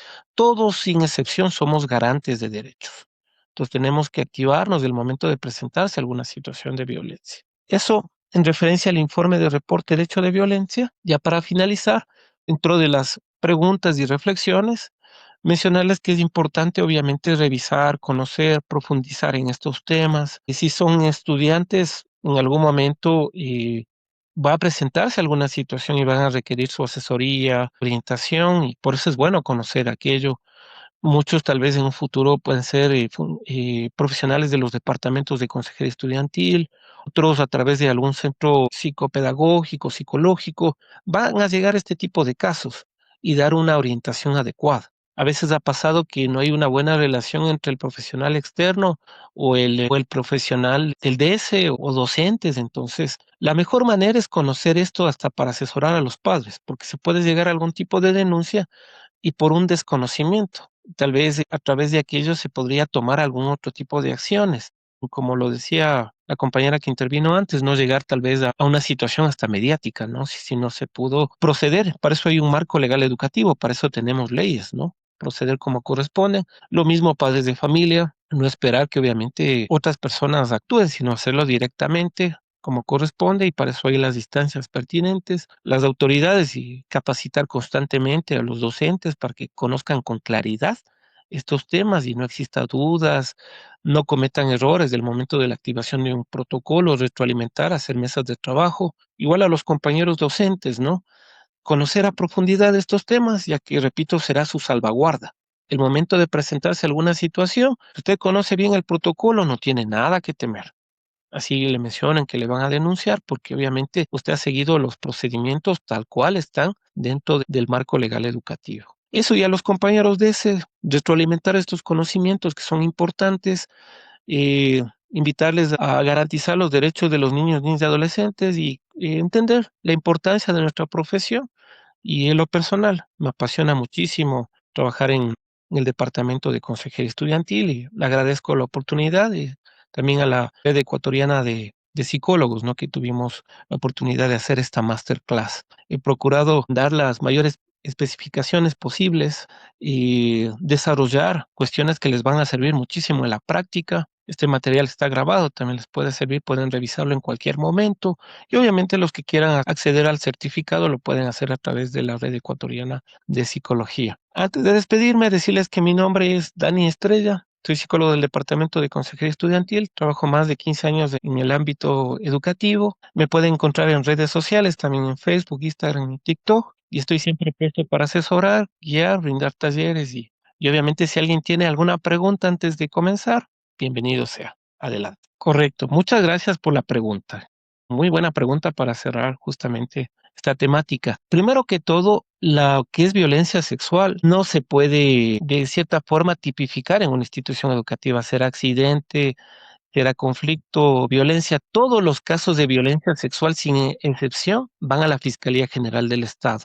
Yo no puedo decir, me invento, ¿no? Y lo que pasa es que estaban jugando básquet, y al jugar básquet se resbaló Pedrito y le tocó los senos a María José. O sea, y decir, no, no, llamemos a una reunión de resolución de conflictos. Consejo, compañeros. Todo lo que es violencia sexual, el único organismo que se encarga de tipificar es la Fiscalía General del Estado. En las instituciones no pueden mediar, no pueden abordar temas de violencia sexual, se tiene que obligatoriamente activar el protocolo, porque tal vez para una persona sea un accidente, para otra persona sea vulneración de derechos. Ojo, mucho cuidado. Y también las diferencias en el acoso sexual: es una persona que me hostiga, me persigue, está fuera del colegio, me manda fotografías de sus partes íntimas.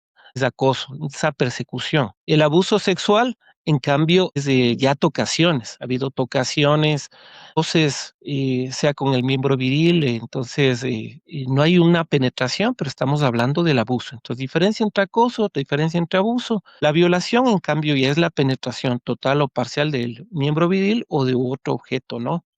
Vía vocal, anal o vaginal, ¿no? La violación. También se considera violación tener relaciones sexuales con menores de 14 años, ¿no? De acuerdo a lo que nos dice en este caso el Código Orgánico Integral Penal. Y el estupro, en cambio, es el tener relaciones sexuales con un adolescente menor de 18 años y mayor de 15 años. Recordemos que lo que es violencia, no hay ningún tipo de consentimiento, ¿no? Si hablamos de violencia, se tiene que activar el protocolo e informar, en este caso, a la Fiscalía General del Estado como corresponde. Eso respondiendo a tu pregunta. Listo, muchas gracias. Y otra pregunta, me parece. Yo Sí. tengo una pregunta, por favor. Bueno, nosotros para inscribir a los chicos o matricular tenemos una pregunta si tiene alguna necesidad educativa previa para nos pedir el informe psicopedagógico y dar el acompañamiento del caso. Pero sucede que muchos papitos ponen no, ocultan la información. Y una vez que están adentro, ya cuando se presenta el hecho, el conflicto o la violencia, recién nos dicen, es que me olvidé de decirle, me olvidé. Entonces, ¿qué hacer ante esa situación? Porque realmente el colegio no podría haber hecho un plan de contingencia previo porque no constaba dentro de de estas, no sé, necesidades. Así que ese consejo, por favor, si me ayuda, muy amable. Claro, con todo gusto. Primero que todo, o sea, no hay esta obligatoriedad de responder esa pregunta. ¿Por qué lo digo? Que en base a esa pregunta se puede negar un derecho en una matrícula. Entonces ahí estarían negando un derecho a educación, tal vez discriminando a una persona por su No, condición. no, perdón, no, no es el caso. Nosotros la pregunta es para dar el acompañamiento y seguimiento, porque en ese caso, pues hay mucha responsabilidad de la institución. Ese es nuestro propósito real, real. Ya comprendo. Y en ese caso, y que yo quiero clarificar, el seguimiento se hace desde el momento que me entreguen los informes. No antes. O sea, yo no puedo adivinar que un estudiante ha tenido, me invento, una situación de depresión o de ansiedad si no me han entregado un informe. Digamos que ingresó y al mes tuvo un intento autolítico. Desde el momento que sucedió la situación se hace el seguimiento, o desde el momento que me entregaron el informe psicológico, psicopedagógico, desde ese momento corre el seguimiento.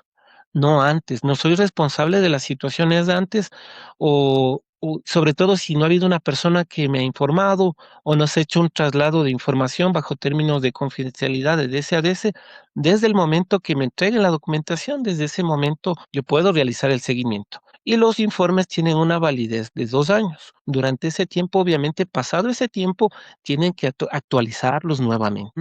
Buenas noches, psicólogo, ¿cómo está? Yo tenía una pregunta. Justamente en el caso de las rutas y protocolos, como mencionaba, que cualquier miembro de la comunidad educativa puede levantar el tema de la ficha del hecho de violencia. ¿Qué pasaría, por ejemplo, en el caso que un docente se entera del caso de hecho de violencia y no quiere levantar, pero necesitamos levantar la información? ¿Cómo se procedería en ese caso? ¿Se explicaría que tal vez cae en negligencia o a su vez el DES tendría que levantar informando que el docente no quiso levantar la información? ¿Cómo se procedería ahí? Claro, correcto, muy buena pregunta. Como lo vieron en la normativa, incluso el Código Orgánico Integral Penal en su artículo 422 nos habla de la obligatoriedad de activar un protocolo cuando se trate de presunta vulneración de derechos. En el caso de que un docente no lo quiera hacer, la segunda persona que se entera tendría que levantar el informe y en las observaciones colocar los nombres y apellidos del profesional, de la persona que no quiso levantar el informe. Porque como le dije antes, después puede suceder alguna situación. Por ejemplo, que el caso llegue a una junta metropolitana y llaman a una audiencia. Y en la audiencia el niño dice es que sabía el profesor de matemáticas. Y resulta que fue justo el profesor que no quiso levantar el informe.